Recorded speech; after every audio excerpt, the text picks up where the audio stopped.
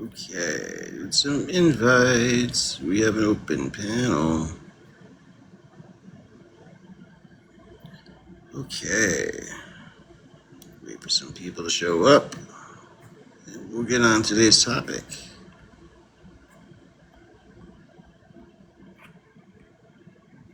Okay. Good afternoon. Good afternoon, everybody. Let's get some invites done here.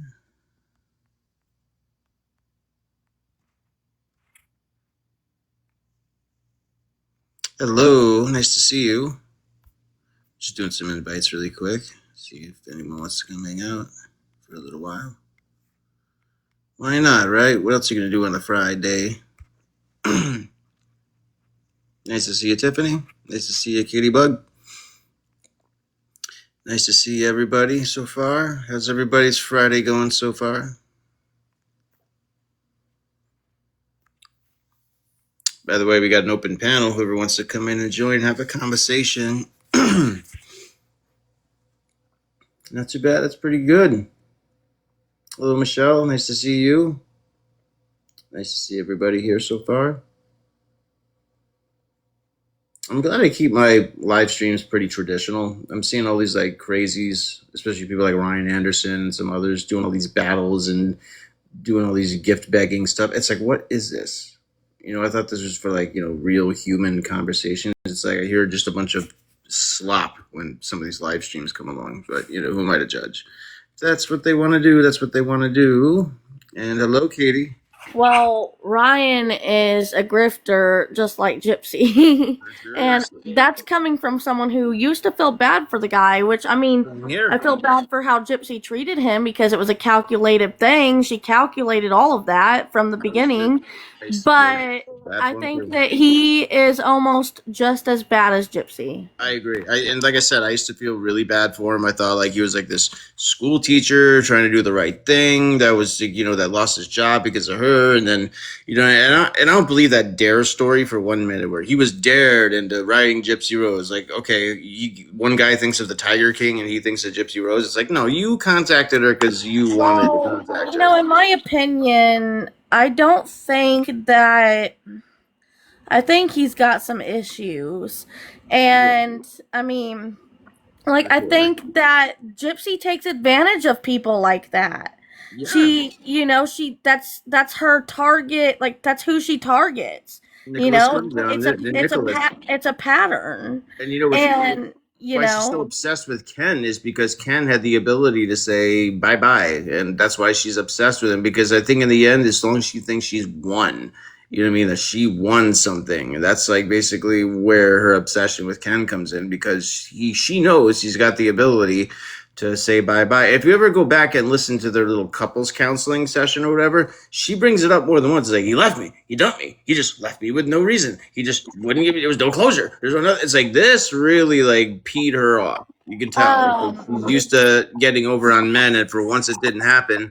And, I'm not saying like Ken is the biggest, alpha male in the world, but he at least had some backbone enough to be like, you know what? It's like, I'm not gonna just sit and roll over for you like a puppy dog, like Nicholas and Ryan has done. It's like, at least he, he has a little bit of a spine, somewhat. I'm not trying to give him too much credit. I don't think that. I think that there's a lot going on behind the scenes, and it's not like in Gypsy's favor at all. I think that. I don't think that they're getting along too much. I think that from the outside looking in, there's obviously some very obvious issues with Ken's family not liking Gypsy, and I just posted a video of Raina having that conversation about how basically she called Gypsy, and Gypsy got all, in her words, butthurt over the fact that she was concerned about the headboard video and also the blanket video. And again, it's like, I don't need to see the headboard video. I think the blanket's probably worse. Oh, absolutely. Like, imagine if we'd seen the headboard video and we did not see the blanket one. We'd be demanding for the blanket one, I think, more than the headboard one, in my opinion. I think the blanket video tells us all that we need to know, because she goes and she says things like, well, Nick made me do that video. He scripted that. Okay, well, what do you got to say now? Who made you do that video now? What? Of Are you going to course. say that Ken made you do that video?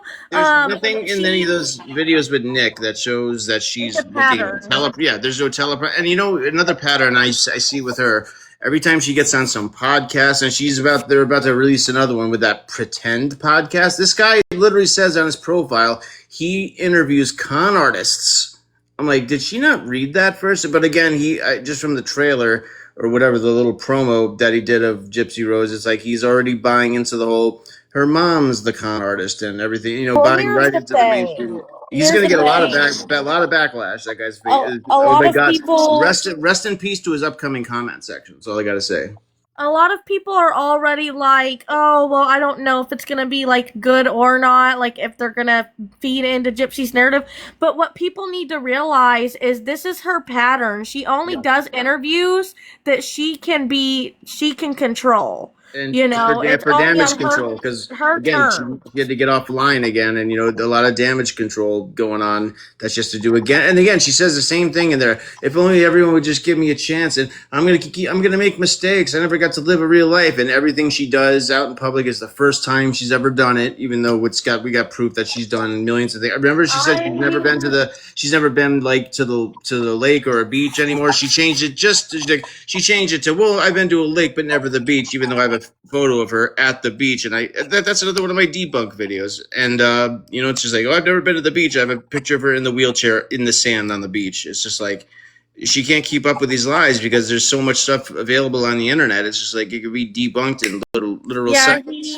that is the good thing, Heat 74. She said he knows that's why he's speaking with anti-gypsy creators. Yeah, I'm looking forward to seeing this. I hope that it all goes well. I just think that it's very rare for Gypsy to go on an interview and get confronted because she picks and chooses what interviews she does. That's And I think even what Tybot did. I'm hoping this guy is not just buying into her narrative just for the clicks and the clout. I'm hoping that he's gonna actually get in there and ask some real hard questions that I would normally ask. Just like a lot of the contradictory statements. The first one I would ask is about the BB pew pew. It's like, you said in your one documentary you thanked God that it was not real, and now you're saying, hey, yes, both. And then you're saying now that you knew on Caleb Lowry's podcast, oh, I knew it was a fake one the whole time. It's all, even if that was true, you still unloaded a BB pew or pellet one at your mom like 10 plus times and left injuries on her. To me, that shows intent. And yeah, I think she could be arrested, maybe federally, on those attempted murder charges, because I don't think the statute of limitations is ever get up on that kind of thing, and it would not be related to the one that her and Nick committed together. That took place before that. So yeah. I ain't trying to interrupt you, but I think this interview is going to be a series. I think it's like a 3 or 4 part. I'm not for sure how many episodes. I know Gypsy's part has done been filmed. I think Bree's part's done been filmed. Morbid's was being filmed today. And let's see here. Fancy's was already filmed, and I do not know about another person. There's another person on the anti side. It may have been Audrey. I think hers is being filmed or was being taken or whatever. You know what I mean? Their interviews. Yeah. So yeah, I could see him like doing like all the, I guess, the anti and the pro side, and then do hers and then make his decision. But I don't see how you can interview like Gypsy first and then interview them. So and I don't know exactly what's going on, but supposedly that guy that's doing this interview, he has a tie with some other people as well. Her name's Andrea or Audrey or something. He has some type of tie with somebody else that's done a podcast or done something on her before.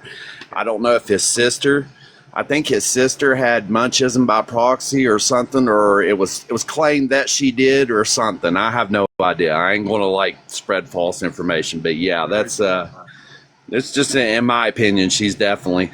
I don't think it's going to change the mainstream narrative. We'll never change that. It's From what never going to I've change. The seen, mainstream media narrative is they're the ones they're the biggest perpetrators that existed in the first place, that colluded with Christie, colluded with Mike Oh Stanfield, yeah, and colluded with and doing this before a judge allowing something like this to happen before a trial starts, and also creates some kind of pressure against the prosecutor by putting out this narrative, and then make the prosecutor out like, oh, he's going to go after this victim during an election year. Mike Stanfield knew what he was doing when oh yeah, he surely but the did. judge, if a judge had put a gag order on all this, then there would have been no leg to stand on with this false narrative. It would have never happened. Any other state would have shut it right down. If this trial happened in Texas or Florida or even New York or one of the or California, it would have been Yep. a lot different.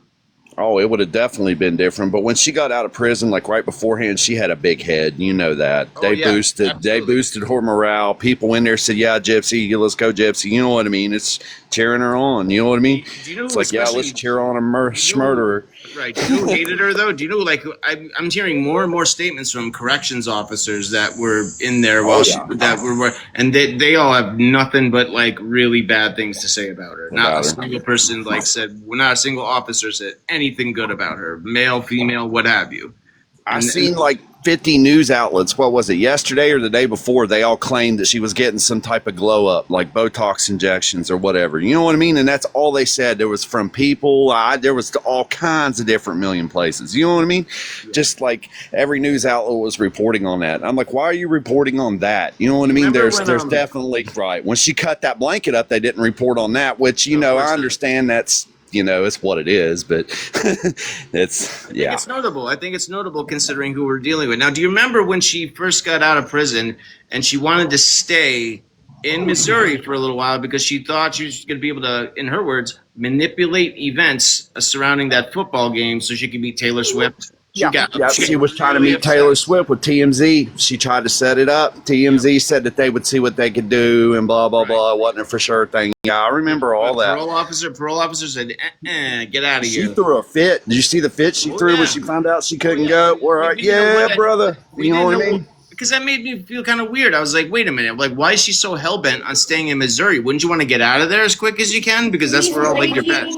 These raging fits that she has proves like her level of like maturity. Oh, yeah. She really is like, she has a mentality of like a psychotic like teenager. Yeah. Well, like, not to be mean, that's all she's ever known. She's got her way her whole life. Yes, I mean, she's everything she's wanted. She's not saying been handed to, but mostly everything. She's went on Disney trips. She's went on vacations. No one's told her no. That's why I get enraged her whole life. When I still see people writing in comment sections like, oh, she was abused and her mother did this and this happened. I'm like, listen, your only evidence of this is she said so. There's no evidence. I'm like, did you read any FOIAs? Did you watch any videos? Did you ever read her contradictory statements? Did you read her book? Like, she said she didn't know she was being abused, but in her book, she said that's the whole reason. She continuously exposes herself, not to mention, like, she's admitted multiple times that she would steal her mom's rugs and what else was it? Money and rugs and run off with it. I think she did. She admitted that in the last one. She didn't go to Dan Glidewell's to come get her back. She wanted her rugs and money because Gypsy stole it. Right. She was a fucking delinquent. Hell, she asked for the house and the car as well. She said, can I have the house? Can I have the vehicle? You know what I mean? I'm like, what the fuck? You know what I mean? Right. I think the motive for the crime, the motive was a combination. I think those two things. She wanted the house and the car, and I think she had genuine hatred for her mother, like genuine hatred.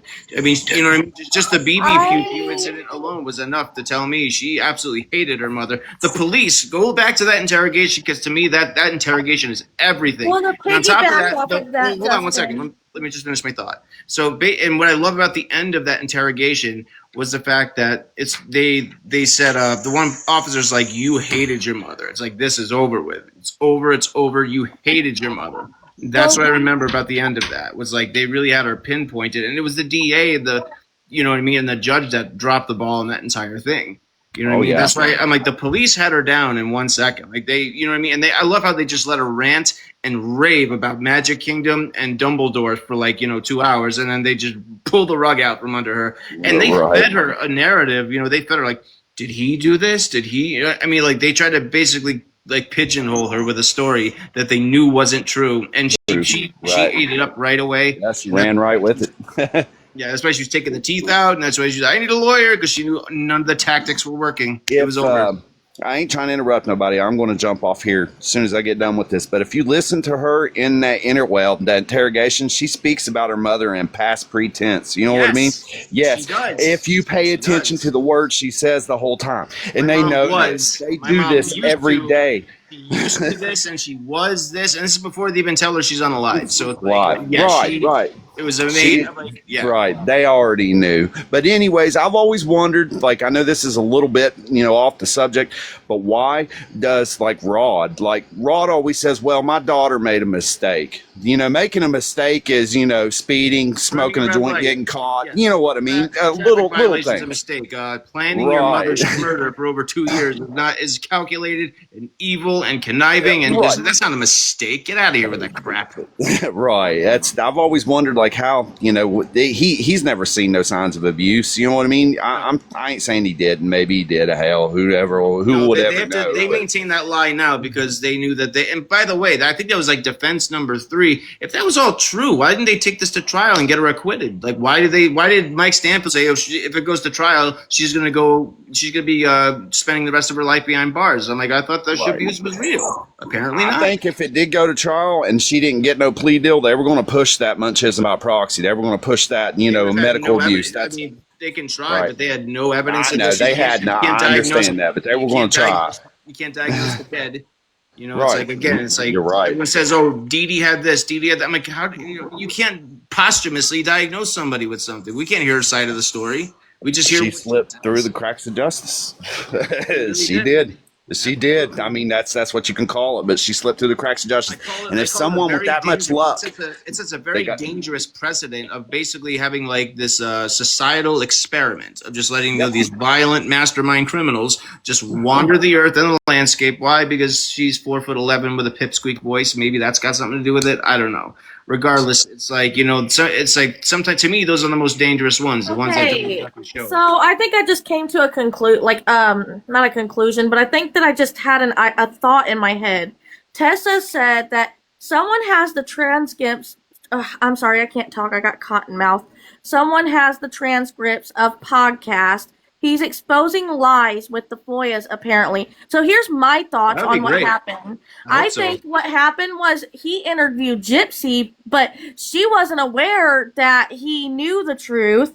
And, he's got the video already, so it's fair use. So he interviewed Gypsy, playing along, because that's what you're supposed to do. That's a great idea. If he's doing this, that's a great idea. That would be amazing. It says right on his profile, I interview con artists. Right on his profile. I'm like, did she not see this? I think that I think that he got her by the balls. Absolutely. Yeah. Absolutely. No, if that's how he's doing it, then I am in full support. Because that's a smart move. That's what you're supposed to do, in my opinion. I think so too. You can't be mean to somebody that you're interviewing or they'll back down. That's what they did with Casey Anthony, and they also did the same thing with Sherry Papini. They get in there we're going to get your side of the story and make this all, glorified in your angle, and then they release it, and it's like where the lies, where the truth lies, and it just exposes them even worse. And then they come out, try to get lawsuits and all this. It's like, nope, you signed all the consent forms. Sorry. Again, it's just just because the narrative is and your lies aren't being peddled anymore. It's just that's what we need. We need someone to go behind the scenes, even though he doesn't seem to have a huge following. But I guarantee that podcast is going to get some. Either it's going to go great, and what you're saying about him going behind the scenes to expose her, it's going to get that, or he's going to peddle the mainstream media narrative, and he's just going to get all the backlash in the world, just like Natalie Reynolds did, and just like Kale Lowry did, and then they're going to have to denounce her eventually. So that's usually how it goes. They tow Gypsy Rose for a few minutes, and then they get all the backlash and oh, never. I want nothing to do with her. I didn't see those FOIAs. I guarantee you do the existence of those FOIAs. 5 minutes of research would have shown you what was going on. But of course, they act like they don't know. But I hope what you say is true. I hope that he's actually going to expose her, and that's why I'm excited. Yeah. I'm excited now because that just really clicked in my brain when Tessa said that, because I was like, oh, I get it now. He That's what you're supposed to do when you're an interviewer. You're supposed to play the part. Play the part, play into their narrative, and then pull the rug out. That's the best way to do it. Well, she got lucky. And in my opinion, someone that got that much luck in a lifetime, you think, like, even though they would get out of prison or jail, you think they would do something positive, or even say, man, I got so lucky. Even though if they know their lies and they know it's all bull crap, they would try to, you know what I mean? They would try to do something. But in my opinion, she has not completed or done anything positive. I mean, there's even word out there that she's trying to find her GED and they can't find no record of it in the prison. You know what I mean? So, right. Everything's digital now. What is it's not, again, is she going to try to pull all my records got lost in Hurricane Katrina? Everything's digital. We're not living in the 1800s. This is the 21st century. I don't know what she thinks. Like, records just go missing and they're gone forever, especially the medical records. Like Gypsy, what they use, you know what I mean? They use a digital system that can be federally checked. Like when I moved states, they were able to find my records from the other state I was living in quite easily. You know what I mean? Just type in a name and a birth date. Even if she had two birthdays that one she thought was real, one was fake, they could check both of them. You know what I mean? So her excuses as to why they couldn't find anything was just ridiculous. Like, you know what I mean? They had to basically squeeze this round peg into the square hole to fit the Shabuse narrative, and they can't walk back from that now. How's she going to walk back with that? I mean, she could actually be like, you know what? That was just a defense strategy, and I was not trying to go to jail for the rest of my life. And fine, that's disgusting, but it is what it is. But at the same time, it's just like I don't think any judge or jury or any prosecutor should be doing any more societal experiments by letting dangerous criminals wander the landscape. It's just like, let's put these people away and keep them there. I hope Dom and Davion, and then now she's, monetizing the whole situation. That's why I'm hoping Dom and Davion's law gets passed by Mackenzie Shawilla's victim sister, because she's working on like the new version, like the modern version of the Son of Sam law, where like no one can go. Mackenzie is doing the same thing through her mother by proxy. She's having her mom post stuff on Instagram and post stuff all over the place, and she's monetizing it. She's getting narratives out that she wants, even though behind bars she's not supposed to have the internet. At least I don't think so. Some do, some don't. But it's just like, again, I hope that law passes and it's going to go retroactive, because it'll go right to Gypsy Rose as soon as they find out. I think there should be a standard among all social media, platforms, whether it's TikTok, Facebook, what have you, whether you have to do, if you're going to monetize, they do Laura a background check. If you're a murderer, you can't make money on this platform. I think that's a pretty good standard to have. Laura May has a good question. She said, so is Fancy going to be for or against Gypsy? And like, Gypsy, I'm guessing she's saying in this interview. She used to be for Gypsy. She is 100% against her. That's everything I've seen. I've had good talks with Fancy. Some people don't like her. I like her just fine. I've never had any problems with her. So it's just like, as far as I see, unless she's undercover for Gypsy, I don't think that's the case. I know she used to be for Gypsy, but then again, a lot of us were. I know I was. I supported her release at first, and then I just saw the way she was acting, and then I saw the FOIAs and everything else come out. I'm just like, this is one of the most egregious things I've ever seen in our justice system in a long time. This is like the next Casey Anthony. Like, this is the next like major like acquittal type thing. I'm just like, wow. Especially seeing like, how like, again, her patterns. The patterns are the same, and she's still begging for a chance. Oh, give me a chance. You've been given multiple chances. You've been given endless chances since you've gotten out. It's like, how many do you think you deserve at this point? You've blown it every time in every direction, coming in every way. How many chances do you think the public should give you? If she would have got out of jail, or even right now, she would have just told the truth and spilt the beans, people will respect her more. Right, but she's not going to. Well, I think a lot of people. My question is she going to be for or against Gypsy? Because she is spending an awful lot of time on the pros panels now. I don't know. It's weird, because I hear both sides of the aisle say they really don't like Fancy. When I had Ken on my live last year, I brought Fancy in, and Ken like refused to talk to her, and they were going at it back and forth. From everything I see, they used to attack. They used to attack Fancy at first. The whole pro side did. Yeah. But now I see again. But like, here's my opinion. If we're all on the same side of the argument and we're on the same side of like history right here, it's like none of us should be fighting. Even if you used to support her, as long as you don't anymore, and like you came to your senses, then I'm a forgiving person. But she is over in their lives all the time now. She is not in the anti side anymore.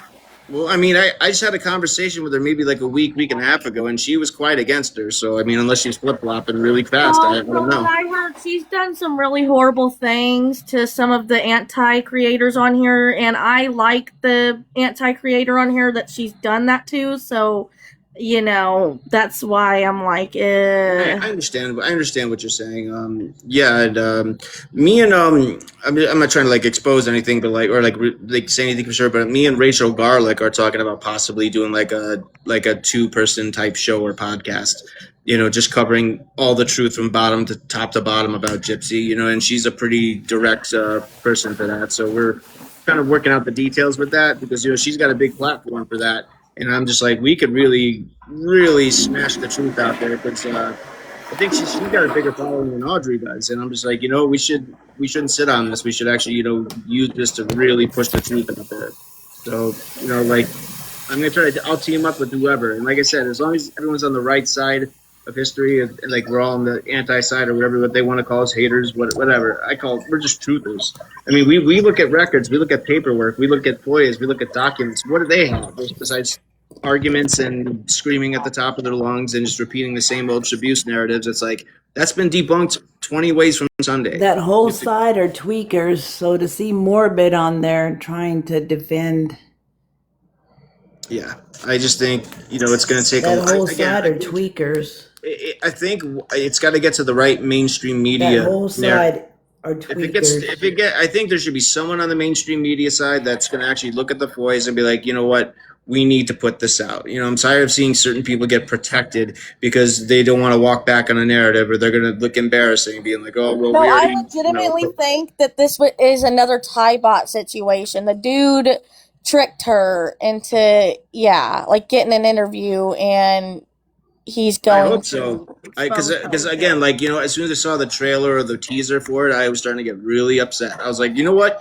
All of the FOIAs and all the evidence is available right at your fingertips in about 5 minutes to go research it, and you're still going to peddle this garbage. It's just like at that point, it's willful ignorance, or they're doing it for money and clout and just for the rage bait. You know what I mean? That's all I can think of at this point because there's so much available right at the public fingertip. It's just like, how can you sit there and really be like, well, Gypsy said this, and I read the book, and that's all I needed. It's like the schmurderer herself, the perpetrator herself, is the last person that you should be listening to when it comes to their own crime. It's like, why don't we go by what's documented? We'll do that. But once again, there's people that fall into these traps, they're naive or they're willfully ignorant. Well, here's my thing. If it can be proven that she's the one that did the jabbing, like that should be enough for a retrial. No. Once that plea deal goes through, and I believe there was some statements by the prosecutor that said that he didn't have all the information, didn't have all the evidence. Who's got all the noise going on? Twing, can you mute? I'm gonna have to mute you just for a second, just because you have a lot of noise going on. There we go. Sorry, that was loud. But anyways, yeah, I believe the prosecutor said that he wouldn't have gone. I forget where I heard it. I gotta re-look into it a little bit more. But I believe the prosecutor did say that there was a lot of information, and then you guys saw in the FOIA from Mike Stanfield to the prosecutor to Patterson, basically saying, "I'm going to withhold medical information." I'm like, why would the prosecutor allow that? It's like, no, send everything over. So already Mike Stanfield was admitting to withholding the medical records. I'm like, why would you do that? And why would they allow it? It's like there was something going on in that office that goes beyond, I think, what we actually know. She only served 8 years in prison, and she brags about it. She acts like she's all Billy Badass because of it. Like that was not punishment. I know that wasn't not consequence. It's not like she got this done. It's Mike Stanfield and Christie and the media that got it done. And again, I think that also compromised Nick's trial. Nick's trial got completely compromised due to the mainstream media narrative. Basically, and they released "Mommy Unalived and Dearest" 2 days before his trial. That should have been grounds for mistrial immediately. How do you get a fair trial with one of these huge smash hit if you want to call it that, documentaries coming out 2 days before your trial starts, and a judge didn't see anything wrong with that? I'm just like, wow. I'm like, there's corruption to the core, coming from either that state, that county, what have you. It's like, and Nick's attorneys could have done a lot better on trying to get either a sequestered jury, moving the trial to another county. He didn't even attempt to do anything like that. It even has to be questioning the defense part of Nick's trial. And I think's funny though. It was about a couple months ago. I was looking at the old news articles from when it first happened in 2015, and I was looking at like it on Facebook and stuff, and there were a lot of people from back then that were not buying into this narrative. Like there was quite a few people that were outraged actually. Like they were like, watch, they're gonna play the insanity defense with her. She's gonna get out. She's gonna get a plea deal. Just watch. They're gonna say that the mom was mismusive. Like people were already predicting it.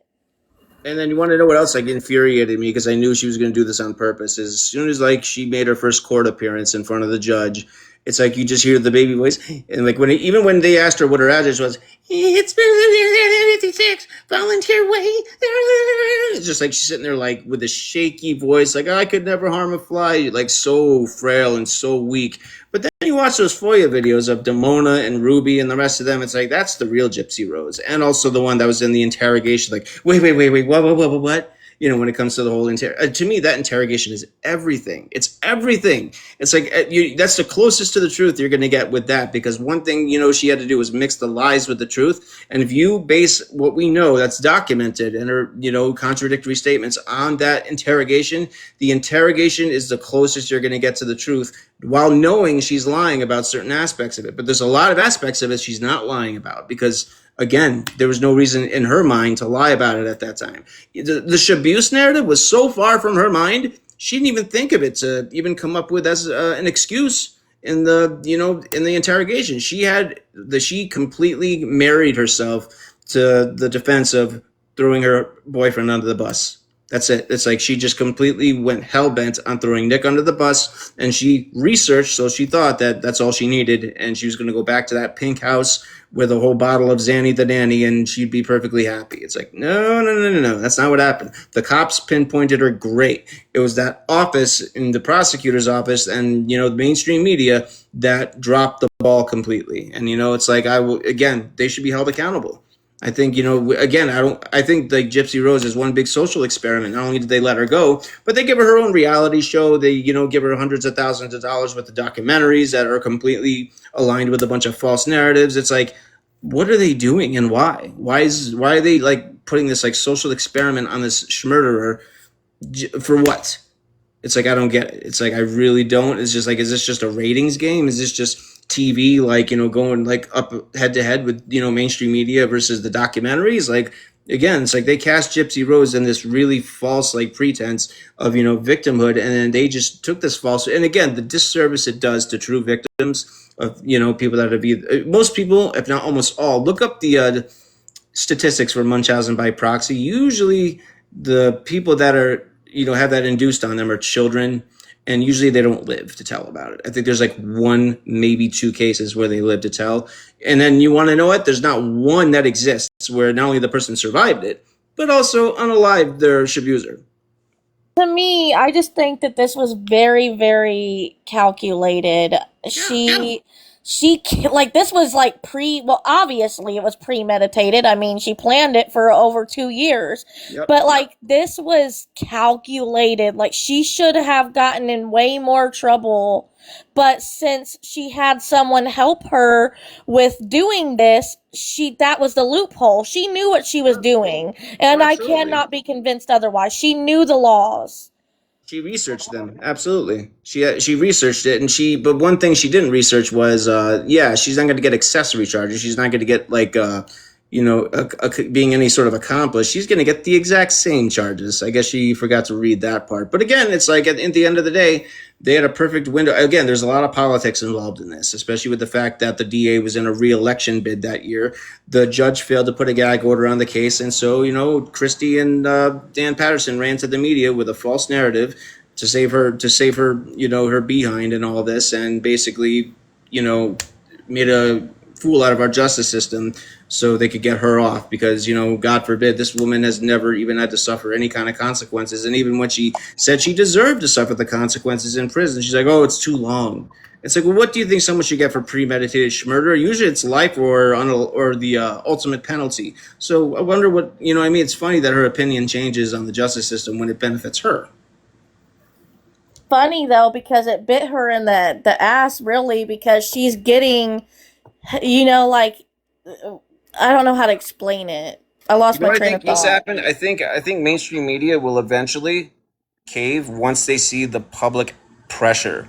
You know what I mean? Oh, Pick it up I know what I enough. was gonna say. It's just basically karma's doing its thing, and she's being exposed by Well, big she's time she's her people. own worst enemy. She's the one that exposes herself the most. You know Yes, what I mean? And yes. and on top of that, it's just like it's just like I want the mainstream media narrative to be able because anytime I see new posts about Gypsy Rose wherever it is, it's like I'm impressed to see how many people actually did the research and like while you do have your like on Instagram mostly I see it people still like oh she suffered so much and oh this and that it's just like and Gypsy's laughing all the way to the bank seeing this stuff. It's like for the most part I see other platforms where people are like especially YouTube where it's like have you read any of those FOIAs, have you seen any of those videos, Well, the who's the one thing that planned this whole thing? is that's why Gypsy avoids TikTok, in my opinion, Later, because Michelle. she has even admitted it on a live with her buddies that she doesn't like being on TikTok as much as she does Instagram and stuff like that. Because on TikTok, she's always seeing the quote unquote hate videos, and she doesn't like that very much. And so you can tell that she just doesn't want to hear the truth. It pisses her off. I've been doing that series where basically it's just me playing excerpts of her own words contradicting themselves. That's it. And they're exactly at face value. I'm not altering them. None of it's AI. It's literally Gypsy Rose debunking herself using her own words. And I put up like 15 of them so far. And I could do like 25 more. So I'm going to continue to do it. And like I said, No, that's a I good think question. the best way to expose Gypsy is just to play her own words back. That's the best way I can do it. Ken's Twin Flame has a good question. They said, why are they waiting till the 11th to release the podcast? So I was actually not aware of that, but what the heck? Like, gosh, we gotta wait that long? I wonder what. But that makes me believe that this is like a project for him, and I don't know.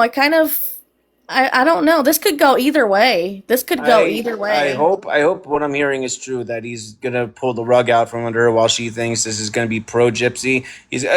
I just read it's amazing that when I went to go see this guy's podcast, it's called Pretend. Number one, that's a little ironic, and then number two, it literally says in his description that he interviews con artists. I'm like she didn't think about that for a minute. And she probably thought like, oh, maybe my mother's the con artist, and that's why they're trying to, interview me so I can, so she could tell her mother's story or narrative for him. And I think he's just gonna, what I mean, have those FOIAs ready to go and just rip the rug out. And yeah, I mean, like I said, she's taken another break from social media, and I think the one thing is true that she's going after content creators, trying to mass report them and all this stuff. Again, like it's not working very well. Audrey got hers back pretty quick. Ashley Baby has a little bit of an uphill battle, but she's basically going out and abusing the DMCA strike system, like some people do with YouTube. Like I used to do politics on YouTube, and I got mass reported for simply putting up a poll. It was a I think yes or that's a no kid. question. I think that's a kid, Justin. I'm pretty sure that's a child at the bottom. Yeah. Sorry, I wasn't trying to dictate anything, but it Wait, what are you sounds like talking a about? kid.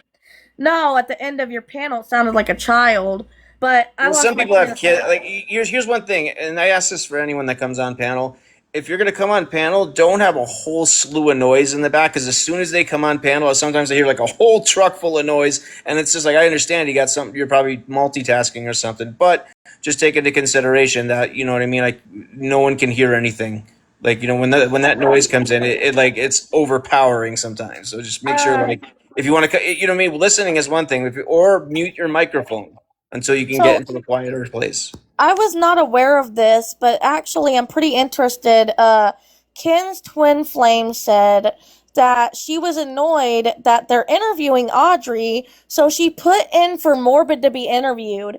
I was not aware of this. Where did you hear this at, Ken's twin flame? Because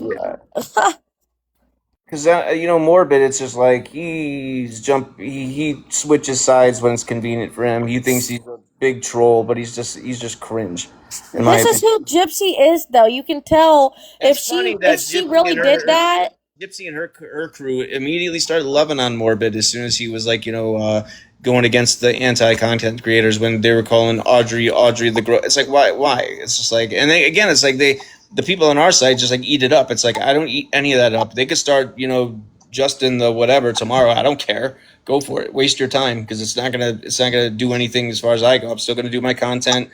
It's not gonna bother me. It's just like, go for it. If Gypsy really did request for Morbid to do an interview with this guy, that shows how much she is freaking out right now.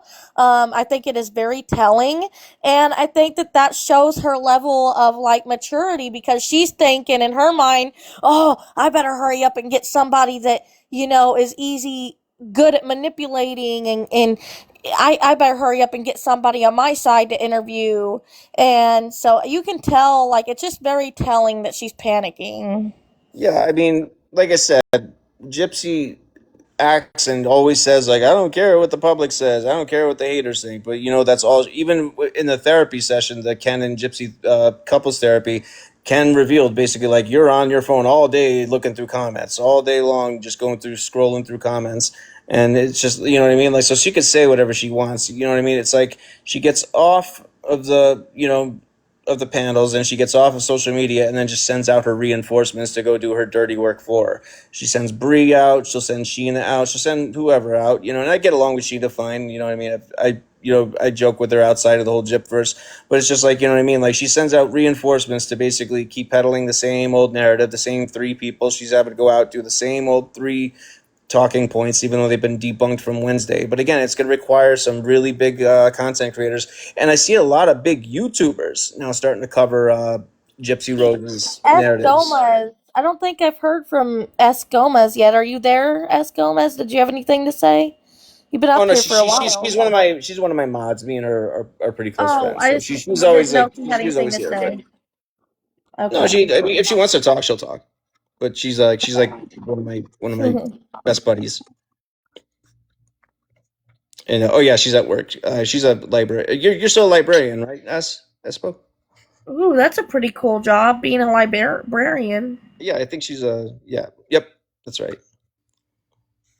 Yep. So I don't know. Just like I said, it's gonna be. I see a lot of bigger creators on YouTube actually covering the FOIAs and stuff like that. So I'm actually getting more impressed with YouTube. Like, I see like this like new content creators. They're not new, but they're just taking on the Gypsy FOIAs and stuff like that. They're like highly requested, and I see in like 2 days it's got like a couple 100,000 views on it, and people commenting and Things are doing really building. looking up. Yeah, because I go to the comment section and I'm like, wow, this gives me a lot of hope. The only time I see the comment section go in her favor, like overwhelmingly, is Instagram for some reason. And for me, in particular, from my impression on my side of things, where I see outside looking in, is there's a lot of younger people on Instagram for whatever reason, Instagram and TikTok somewhat. And like I said, I've always said from the beginning that she's targeting younger girls, younger demographics to buy into her narratives and, just to kind of get over on them because they're young and impressionable. Anyone with a brainstem and can do research for about 5 minutes will be able to debunk Gypsy Rose from Wednesday. But again, it's just P3DO stuff. It's PDF file stuff. It just did a different way. Targeting younger kids when you're only known for being a schmurderer. We're the parents. That's all I got to say. If I had a daughter doing that, I'd be like, you better go find some different heroes because Gypsy Rose is not going to be on your heroes list under my roof, just saying. But again, it makes you wonder, like, I think some of these younger kids view her as like an underdog and an anti-hero kind of thing. Like, oh, she just murdered her mom because, she had to. She had no choice. They listened to her BS and have read her book or what have you. Well, the good thing is you've got parents out there that are teaching their kids right from wrong and teaching their kids that people like Gypsy, No, that's a no-go. You hope so. You'd hope they're teaching something to That's that. Hey, why I Jen. don't believe in sheltering, like sheltering children from like how the real world works, because Yeah, all not you're at all. doing is like they need that level of awareness. That way they're not naive when they But turn you talk 18. to your children. You talk with your children. You have conversations with them. You give them the proper information. Teach You them know, it's right like from wrong, right, and teach them accordingly. You don't have to take everything away necessarily, but it's like you teach them the difference between right and wrong. You get them, to make the right decisions on their own. And I think Rather the than good just thing is what I'm saying is like the majority of people, in my opinion, I think that there's more people that know the truth about Gypsy than there is that, do um believe Gypsy. Like I think that there's more people that know the truth about her and anyone that than does a the people podcast with her, who I've noticed follow her. anyone that interviews her does a podcast on her, like that interviewer or podcaster has to come out a little bit later and either denounce Gypsy, take down the episode altogether, or they have to admit, like, I didn't. I remember Carol Lowry eventually had to do it. She's like, I didn't know about all this. I mean, she still tried to stay neutral in that situation for whatever reason, because she still had a bunch of people in her audience that still think Gypsy's this abused girl that was chained to the bed or whatever you want to call it. But yeah, otherwise it's just like there's a lot of people that go in there like, actually, just do 5 minutes of research and look up the FOIAs and look up all the, everything documented. But I've been going the other direction. I've been just replaying, I've been doing that series on Gypsy, just, her own words is being recited back to her. Basically, it's just like, here's what you said that day, and here's what you said a couple months or a couple years later. It's just like, let her have her debunk herself with her own words. I mean, how are you going to argue with that? You know what I mean? It's just like you literally can't have it both ways. So yeah, it's pretty. I'm very curious to see what goes on in that upcoming. You said it's on the 11th. Yep. So I'm gonna pay attention, see what happens. I hope he just goes in and rips the rug out. Quite honest. What's supposed to happen on the 11th, Justyn? Good afternoon, by the way. Hello, Jen. Yeah, so Gypsy Rose is going on that podcast called Pretend Podcast. And when you go to that guy's podcast, he literally puts it in his bio that he interviews con artists. Oh, wow. Yeah. And again, it's like, but it's going to infuriate you when you see the teaser, because it's basically you're under the impression that he's following her abuse narratives and Munchausen by proxy narrative, what have you. But I'm hearing through other people that he had Audrey interviewed separately, and he had a couple creators off to the side. I'm hoping that he's giving her the impression that he's going to take her side, and then when the episode is out and it's all edited, he's going to rip the rug out from her and just be like, actually, let's go to the FOIAs and debunk that right now. Sighs applause. I hope that's exactly what he does. That's what. Me too. I mean, he lists that he interviews con artists. So it's just like, I'm hoping that, he convinced her, well, I was talking about your mom. Your mom's the con artist, but really it's her. You know what I mean? It's just like, it's a little bit too direct, when it comes to just being like, well, yeah, this is just a victim of a con artist. No, I think he interviews the con artist directly. I'm waiting to see what this is, but I'm sorry to get going, guys. I have a couple of things to do, but I'm going to get going for now. Yeah, I'm going to go live, and we can have a watch party with that podcast if you guys want. Yeah, it releases on the 11th, right? Yes. Okay. Bet. Justyn, let me know when you do your watch party. I'll definitely be there with you. That sounds good, you guys. We'll talk to you all later, and we'll talk soon. Bye.